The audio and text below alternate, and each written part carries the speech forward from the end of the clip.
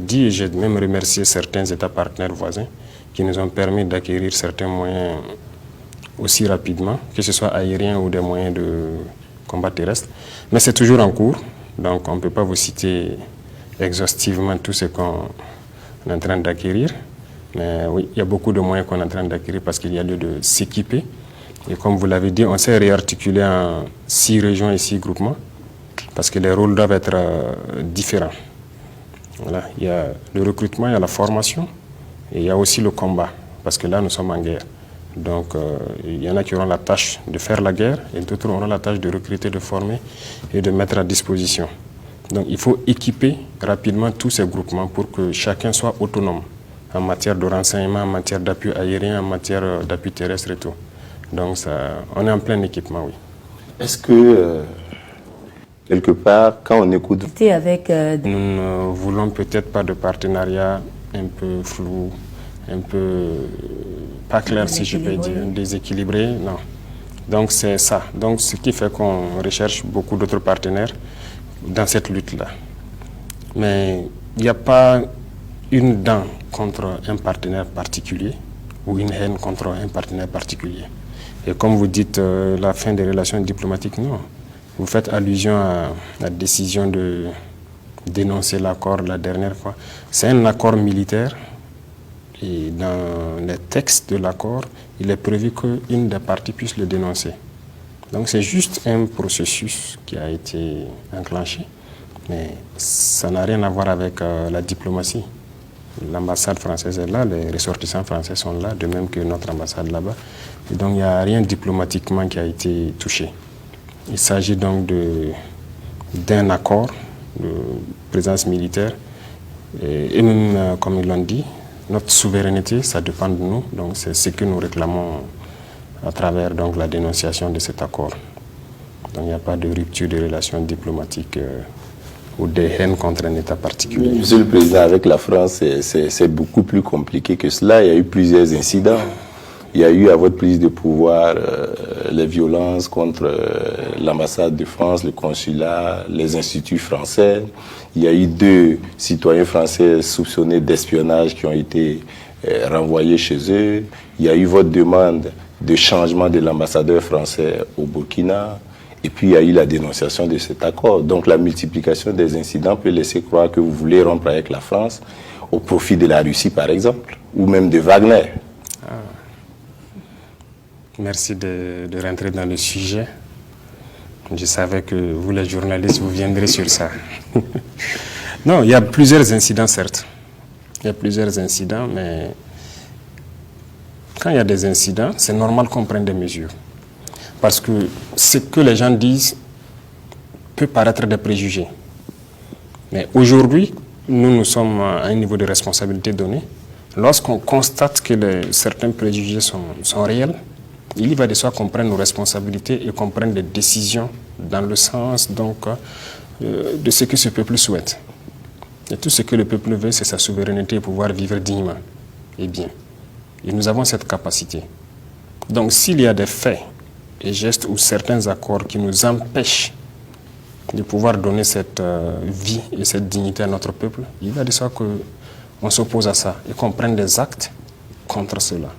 Donc peut-être que c'est la politique qui n'était pas la bien, menée par la France. Mais je pense que cela ne veut pas dire qu'il y a une haine particulière, c'est ce que j'insiste. Non. Et ça ne veut pas dire aussi quitter un pays pour un autre. J'insiste sur le fait de notre souveraineté, sur donc l'équilibre de nos relations. Peu importe l'État, si c'est pour venir nous coloniser encore, si on peut le dire, nous dominer, nous ne serons pas d'accord. Non, nous ne serons pas d'accord. Les gens voient le virement vers la Russie, pas forcément de façon politique, si je peux dire, parce que nous ne sommes pas des politiciens. Nous sommes là pour une mission, c'est la sécurité. La sécurité, c'est la mission première. Dans cette sécurité, la situation qui est arrivée le 30, ça se trouve être anticonstitutionnelle, donc antidémocratique pour certains. Et le recrutement des VDP se trouve être contraire aux lois de certains États. Donc, subitement, on se retrouve à nous refuser donc, un certain nombre de choses, notamment les équipements militaires et tout. Alors, si on ne veut pas nous permettre d'acquérir des équipements dans tel pays, on va aller dans d'autres pays. On va l'acquérir. Ce n'est pas la première fois que je le dis. La plupart des chancelleries occidentales sont passées ici. Je les ai dit ça. Donc, qu'on nous permette de pouvoir nous équiper et de faire la guerre. Parce que nous n'allons pas nous asseoir et regarder notre peuple mourir. Ça, jamais. Sinon, pourquoi on serait venu? Donc, ça impose qu'on scrute d'autres horizons, rien que le côté militaire. Et le volet économique aussi, c'est important, parce que ça accompagne la guerre. Il faut nouer d'autres partenariats pour avoir certains avantages. Tout ce qui peut avantager ce peuple, nous sommes partants. Mais tant qu'on n'a pas des avantages dedans, on n'est pas partant. Comment vous arrivez à faire ce que vos prédécesseurs ne pouvaient pas faire parce qu'ils avaient les mains liées? Les mains liées, vous dites? C'est vous qui l'avez dit dans votre discours. Vous avez dit, nous n'allons pas faire la fête de l'indépendance, nous avons les mains liées, nous ne sommes pas souverains. Ok, vous parlez de cette main liée. Oui, et vous dénoncez des accords que vos prédécesseurs n'ont jamais eu le courage de dénoncer. Comment vous faites? D'accord. Ça tombe bien que je ne suis pas dans une posture de diplomatie. Il faut avoir peut-être souvent le courage de faire certaines choses, mais tout le monde n'a pas forcément ce courage. Nous avons un idéal pour le pays. Nous avons un idéal que nous avons développé depuis très longtemps. Et nous rêvons de quelque chose pour ce pays. C'est ce qui nous a amené à prendre ce risque. C'est le plus gros risque que je peux dire qu'on puisse prendre dans l'armée. On a pris le risque parce qu'on a des idéaux, on a un rêve pour le pays. Il n'y a pas de raison qu'on prenne ce risque et que, étant maintenant devant les faits accomplis, qu'on ne puisse pas prendre des décisions courageuses allant dans le sens de ce que nous avons comme rêve. Donc, le peuple a des aspirations, ça se trouve être nos aspirations. On prendra toujours des décisions qui vont dans ce sens. Les prédécesseurs, peut-être que pour des raisons politiques, comme c'était, comment je vais dire, c'est la démocratie. La politique politicienne? Je ne connais pas la politique, mais la manière de la faire, je ne sais pas. Ils n'avaient pas peut-être ce courage de le faire. Et bon, la différence aussi, c'est que, comme je dis, nous sommes plus... peut-être que la guerre a contribué à nous rendre beaucoup plus courageux, plus durs. C'est aussi l'effet, comment je vais dire, la guerre n'est pas que mauvaise.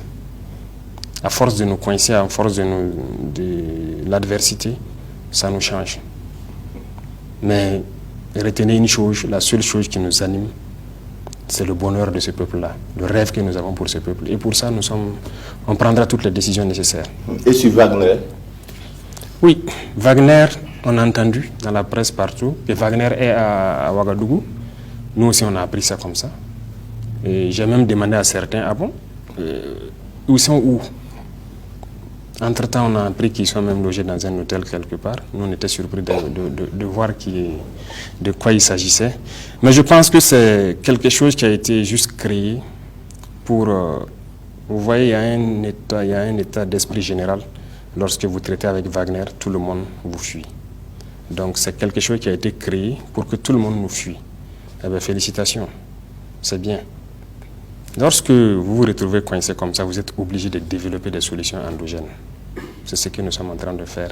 Et nous sommes capables, ce pays-là est capable de transcender tout ça. Wagner n'est donc pas une option que vous envisagez? Wagner, nous avons nos Wagner déjà. Les VDP que nous recrutons, c'est les premiers Wagner. Alors, coopération internationale, coopération sous-régionale également. Monsieur le Président, quel est l'état de nos relations avec les pays voisins?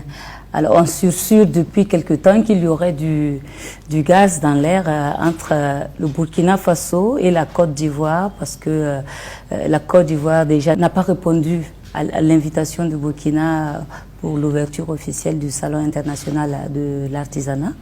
Alors, beaucoup font cas, en tout cas, de bisbilles entre les deux pays, d'autant plus que l'on estime que la Côte d'Ivoire est proche de la France et que comme la France est maintenant en train d'être plus distante du Burkina, Alors, on a vite fait de tirer des conclusions.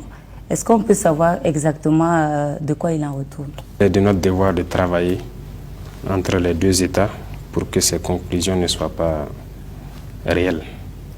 Pour l'instant, pour ce qui est du CIAO, bon, je ne peux vous répondre pourquoi il n'était pas là. Et concernant nos rapports avec nos pays voisins, je peux dire que c'est plus ou moins bon. Plus ou moins bon parce que nous espérons plus de coopération, il faut le dire. Surtout sur le volet sécuritaire. C'est ça qui nous intéresse le plus. Ce serait intéressant que chacun comprenne l'enjeu du moment, que ce n'est pas une affaire du Burkina, c'est une affaire qui va affecter tout le monde, et qu'on puisse coopérer beaucoup plus et se donner plus la main. Sinon, dans l'ensemble, ça va. Les armées coopèrent bien. Les opérations, beaucoup sont en planification, d'autres se déroulent déjà avec certains pays voisins où on arrive même à traverser, rentrer chez les uns les autres. Les autres aspects, je pense que c'est à nous de développer ça, les premiers responsables. Monsieur le Président, on vous a vu au Mali, mais on ne vous a pas vu au Niger. Ça va, ça ne va pas avec le Niger? Ça va venir. Ça va venir. Je ne me déplace pas beaucoup parce que la situation est préoccupante à l'intérieur. Il faut se concentrer plus. Avec le Mali, d'abord, je vous disais, comme quand j'étais là-bas, nous avons plus de 1200 km de frontière avec le Mali. C'est la plus grande frontière.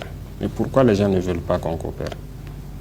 Et secondo, vous aurez remarqué, de l'ouest jusqu'au nord, les peuples, c'est les mêmes peuples en fait qui se trouvent de part et d'autre. Donc, il était urgent pour nous de chercher à mutualiser nos moyens rapidement et de renforcer cette coopération. Parce qu'on a beaucoup de proximité, tant